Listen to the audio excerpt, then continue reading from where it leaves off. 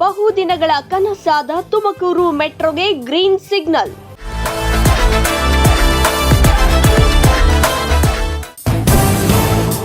ಡಿಪಿಆರ್ಗೆ ಅನುಮತಿ ನೀಡಿದ ಸಿದ್ದರಾಮಯ್ಯ ಸರ್ಕಾರ.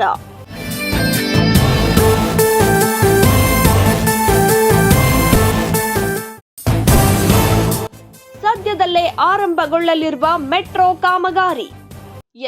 ತುಮಕೂರು ಜನತೆಯ ಹಾಗೂ ಸರ್ಕಾರದ ಬಹುನಿರೀಕ್ಷಿತ ಯೋಜನೆಯಾಗಿದ್ದ ತುಮಕೂರು ಮೆಟ್ರೋಗೆ ರಾಜ್ಯ ಸರ್ಕಾರ ಅಸ್ತು ಎಂದಿದ್ದು, ಯೋಜನೆಯ ಡಿಪಿಆರ್ ಮಾಡಲು ಮುಖ್ಯಮಂತ್ರಿಗಳು ಅನುಮತಿ ನೀಡಿದ್ದಾರೆ. ಸರ್ಕಾರ ಗ್ರೀನ್ ಸಿಗ್ನಲ್ ಕೊಟ್ಟಿದ್ದೇ ತಡ ತುಮಕೂರು ಜಿಲ್ಲಾಡಳಿತ ಎಲ್ಲ ರೀತಿಯಾಗಿ ಸಜ್ಜಾಗುತ್ತಿದೆ. ಗೃಹ ಸಚಿವರ ತವರು ಕ್ಷೇತ್ರ ಬೆಳವಣಿಗೆಗೆ ಬೆಂಬಲ ವ್ಯಕ್ತವಾಗುತ್ತಿದ್ದು, ಇದರಿಂದ ತುಮಕೂರು ಪ್ರಯಾಣಿಕರಿಗೆ ಗುಡ್ ನ್ಯೂಸ್ ಸಿಕ್ಕಿದೆ. ತುಮಕೂರು ಮೆಟ್ರೋ ಯೋಜನೆ ಬಗ್ಗೆ ಸಂಸದರಾದ ತೇಜಸ್ವಿ ಸೂರ್ಯ ಅವರು ಇಲ್ಲಸಲ್ಲದ ಆರೋಪ ಮಾಡುತ್ತಿದ್ದಾರೆ. ಯಾವ ಉದ್ದೇಶಕ್ಕಾಗಿ ಈ ರೀತಿ ಮಾತನಾಡಿದ್ದಾರೆ ಎಂಬುದು ಗೊತ್ತಾಗುತ್ತಿಲ್ಲ. ನಮಗೆ ಬೇಕು ಬೇಡ ಎಂಬ ವಾದಗಳಿಗಿಂತ ರಾಜ್ಯದ ಅಭಿವೃದ್ಧಿಯ ದೃಷ್ಟಿಯಿಂದ ಯೋಚಿಸಬೇಕು ಎಂದು ಗೃಹ ಸಚಿವರಾದ ಜಿ ಪರಮೇಶ್ವರ್ ಅವರು ಟಾಂಗ್ ನೀಡಿದ್ದಾರೆ. ಮಾನ್ಯ ಸಂಸದರಾದಂಥ ತೇಜಸ್ವಿ ಸೂರ್ಯ ಅವರು ತುಮಕೂರಿಗೆ ಮೆಟ್ರೋ ತಗೊಂಡು ಹೋಗೋದ್ರ ಬಗ್ಗೆ ಅವರು ಒಂದಿಷ್ಟು ಆತಂಕವನ್ನು ವ್ಯಕ್ತಪಡಿಸಿದ್ದಾರೆ. ಬಹುಶಃ ಅವರಿಗೆ ಅನೇಕ ವಿಚಾರಗಳು ಅವರ ಗಮನದಲ್ಲಿ ಇಲ್ಲ ಅಂತ ಅನ್ಕೊಳ್ತೀನಿ. ಪ್ರತಿನಿತ್ಯ ಸಾವಿರಾರು ಜನ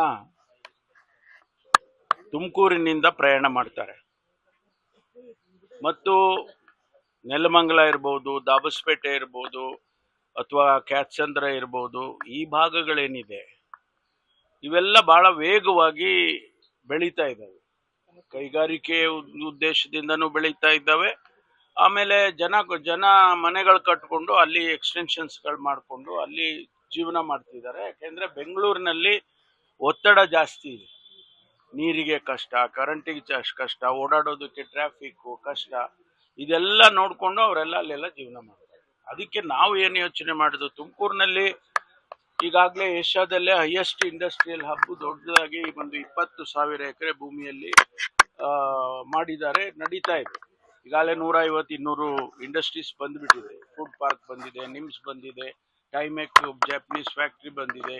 ಅಲ್ಲಿ ಜಪಾನ್ ಇವರಿಗೇನೆ ಜಾಪನೀಸ್ ಟೌನ್ಶಿಪ್ಗೆ ಕೂಡ ಜಾಗ ಕೊಟ್ಟಿದೆ. ಇಷ್ಟು ವೇಗವಾಗಿ ಅಭಿವೃದ್ಧಿ ಆಗ್ತಾ ಇರುವಾಗ ಅಲ್ಲಿಗೆ ನಾವು ಕನೆಕ್ಟಿವಿಟಿ ಬೇಕಲ್ವಾ? ಒಂದಲ್ಲ ಎರಡಲ್ಲ, ರಸ್ತೆ ಇರ್ಬೋದು, ಮೆಟ್ರೋ ಇರ್ಬೋದು, ಇನ್ನೊಂದು ರೈಲ್ ಇರ್ಬೋದು, ಇದೆಲ್ಲ ಕನೆಕ್ಟಿವಿಟಿ ಇದ್ರೆ ಬೆಂಗಳೂರಿಗೆ ಪ್ರೆಷರ್ ಕಡಿಮೆ ಆಗುತ್ತೆ ಅನ್ನುವಂಥ ಉದ್ದೇಶ. ಇನ್ನು ಪ್ರತಿನಿತ್ಯ ತುಮಕೂರಿನಿಂದ ಸಾವಿರಾರು ಜನರು ಪ್ರಯಾಣ ಮಾಡುತ್ತಾರೆ.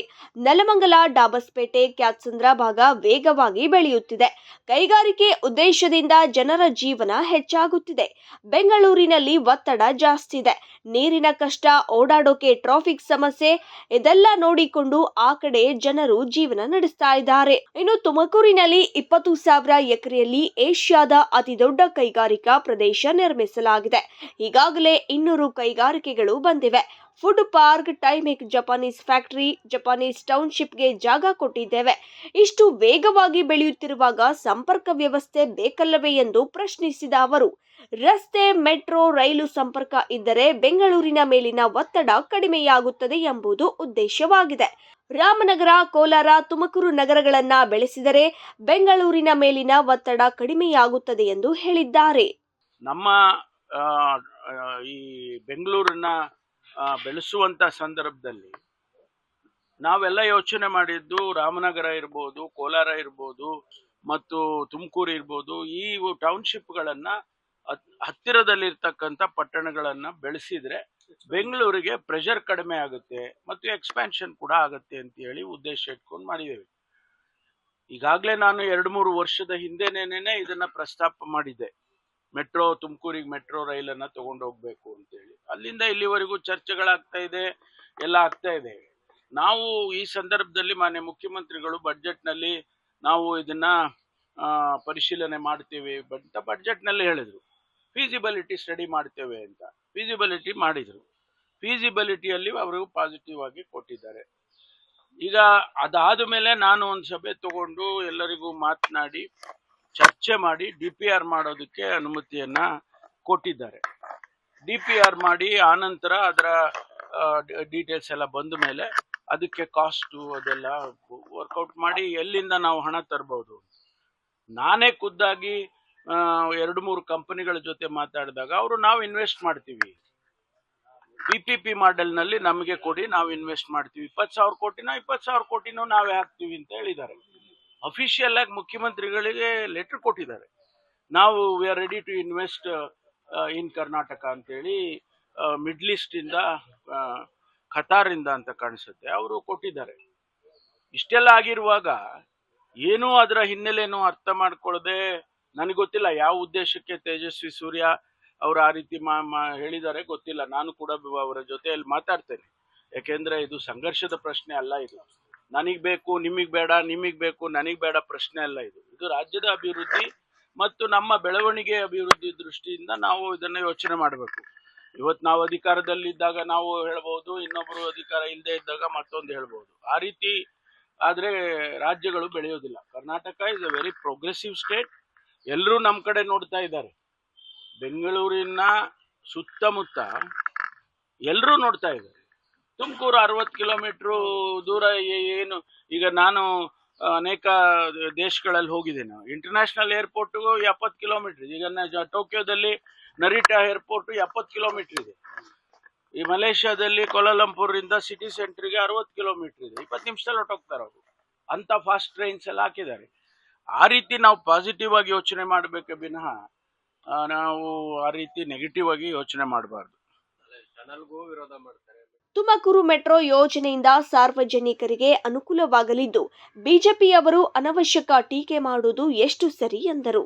ಇನ್ನು ಕರ್ನಾಟಕಕ್ಕೆ ಹೊರ ರಾಜ್ಯದ ವಿದ್ಯಾರ್ಥಿಗಳು ಎಂಜಿನಿಯರಿಂಗ್, ಮೆಡಿಕಲ್ ಓದಲು ಬರುತ್ತಾರೆ. ಬೇರೆ ರಾಜ್ಯದಿಂದ ಇಲ್ಲಿಗೆ ಬರಲು ಕಾರಣವೇನು?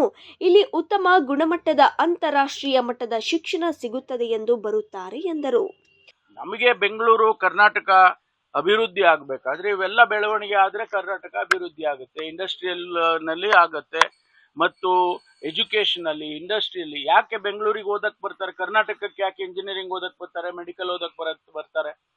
ಬೇರೆ ಬೇರೆ ರಾಜ್ಯದಲ್ಲೆಲ್ಲ ಮೆಡಿಕಲ್ ಕಾಲೇಜ್ ಇದೆ, ಇಂಜಿನಿಯರಿಂಗ್ ಕಾಲೇಜ್ಗಳಿದಾವೆ. ಅಲ್ಲಿ ಯಾಕೆ ಹೋಗೋದಿಲ್ಲ ಹೆಚ್ಚು ಜನ? ಇಲ್ಲಿಗೆ ಯಾಕೆ ಬರ್ತಾರೆ? ಇಲ್ಲಿ ಕ್ವಾಲಿಟಿ ಎಜುಕೇಶನ್ ಸಿಕ್ಕತ್ತೆ. ಒಂದು ಅಂತಾರಾಷ್ಟ್ರೀಯ ಮಟ್ಟಕ್ಕೆ ಇಂಟರ್ನ್ಯಾಷನಲ್ ಲೆವೆಲ್ಗೆ ಎಜುಕೇಶನ್ ಸಿಗ್ತಾ ಇದೆ ಅಂತ ಇಲ್ಲಿ ಬರ್ತಾರೆ. ಈಗ ಬೇರೆ ಬೇರೆ ಲಿಬರಲೈಸೇಷನ್ ಆದ್ಮೇಲೆ ಈಗಾಗಲೇ ಬೇರೆ ಬೇರೆಯವರು ನಾವಿಲ್ಲಿ ಯೂನಿವರ್ಸಿಟಿಗಳು ಎಸ್ಟಾಬ್ಲಿಷ್ ಮಾಡ್ತೀವಿ ಅಂತ ನೆನ್ನೆ ಹೇಳ್ತಾ ಇದ್ರು. ಯಾರು? ಲಿವರ್ಪೂಲ್ ಯೂನಿವರ್ಸಿಟಿ ಇಂಗ್ಲೆಂಡ್ ಇಂದ ಒಂದು ಕ್ಯಾಂಪಸ್ ಮಾಡ್ತೀವಿ ನಾವು ಇಲ್ಲಿ ಅಂತ ಬಂದಿದ್ದಾರೆ. ಆಸ್ಟ್ರೇಲಿಯನ್ ಯೂನಿವರ್ಸಿಟೀಸ್ನವ್ರು ಬಂದಿದ್ದಾರೆ. ಸಾಕಷ್ಟು ಕೊಲಾಬರೇಷನ್ ಕೂಡ ಆಗುತ್ತೆ. ಹಾಗಾಗಿ ಕರ್ನಾಟಕದ ಬೆಳವಣಿಗೆ ದೃಷ್ಟಿಯಿಂದ ನೋಡ್ಬೇಕೆ ವಿನಃ ನಾವು ಬೇರೆ ದೃಷ್ಟಿಯಿಂದ ನೋಡಬಾರ್ದು.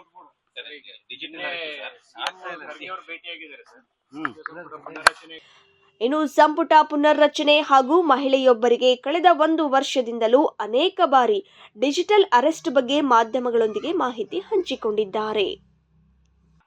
ಸುಮಾರು 187 ಬಾರಿ ಅಕೌಂಟ್ ಅಲ್ಲಿ ಟ್ರಾನ್ಸಾಕ್ಷನ್ಸ್ ಆಗಿದಾವೆ. ಅವ್ರು ಯಾವಾಗಾದ್ರೂ ಹೇಳ್ಬೋದಾಗಿತ್ತು.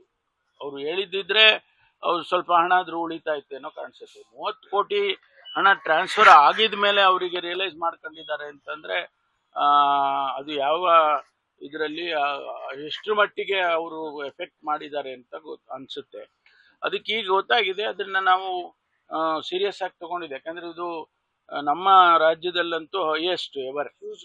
ಇಷ್ಟು ದೊಡ್ಡ ಪ್ರಮಾಣದ ಡಿಜಿಟಲ್ ಅರೆಸ್ಟ್ ಹಣ ತಗೊಂಡಿರೋದು ಇದೇ ಮೊದಲನೇ ಬಾರಿ. ಅದರಿಂದ ನಾವು ಸೀರಿಯಸ್ ಆಗಿ ತಗೊಂಡಿದ್ದೇವೆ. ಹುಡುಕ್ತೇವೆ, ಬಿಡೋದಿಲ್ಲ. ಮೊನ್ನೆ ಕೂಡ ಏನು ಇಲ್ಲಿಂದ ಅಮೆರಿಕಾದಲ್ಲಿ ಡಿಜಿಟಲ್ ಅರೆಸ್ಟ್ ಮಾಡ್ತಾರೆ ಅಂದ್ರೆ ಬೆಂಗಳೂರಿನಲ್ಲಿ ಕೂತ್ಕೊಂಡು ಅಮೆರಿಕಾದವರಿಗೆ ಡಿಜಿಟಲ್ ಅರೆಸ್ಟ್ ಅಂತ ಟೆಕ್ನಾಲಜಿಕಲಿ ಹೈಲಿ ಅಡ್ವಾನ್ಸ್ಡ್ ಕಂಟ್ರಿ, ಅಲ್ಲಿಗೂ ಕೂಡ ನಮ್ಮವರು ಮಾಡ್ತಾರೆ ಅಂದ್ರೆ ಹಿಡಿಬೇಕಲ್ಲ ಅವ್ರನ್ನ. ಹಿಡಿತೀವಿ, ಬಿಡೋದಿಲ್ಲ. Thank you.